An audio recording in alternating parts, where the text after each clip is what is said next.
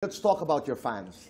Kumusta yung mga fans noon? Kasi ngayon, you're still exposed to the fans online. Halimbawa, anong pagkakaiba? Anong pagkakapareho? Well, ang pagkakaiba, like ang fans ko dati ay mga Koleala. Ngayon, mga nanay na Nanay ng na mga Koleala. Okay. No, but the difference is, it was really organic, no? We really had a relationship with our fans. Nanligaw ka sa isang fan? That's what I never did. You never did that. Ikaw, Richard? Hindi po. Hindi. Hindi pa. Bawal po yan. Ako, mahirap. Pero may mga nagkagusto sa inyo at nag-express. Yes. Meron, diba? Oh, yes, more than Nanay, that. patabi-tabi po ito, ha? Nung kapanahunan nila Rani sa entablado, tinatapunan kayo ng mga underwear. Yes, I have an entire, a big guitar case filled with, Paano ang reaksyon nun? Pag halimbawa, tinatapunan ka ng underwear. Alam mo, sa totoo lang, Gamit pare. Oh, yeah, some.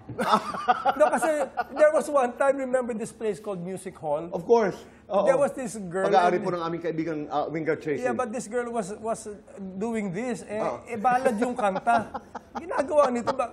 Yung pala, Paano? Nakatayo? Hindi, nakaupo. Nakaupo, pero gumagano-ganon. Balad yung Dahil kinakanta ko. niluluwagan na niya eh. Siguro. So I was saying like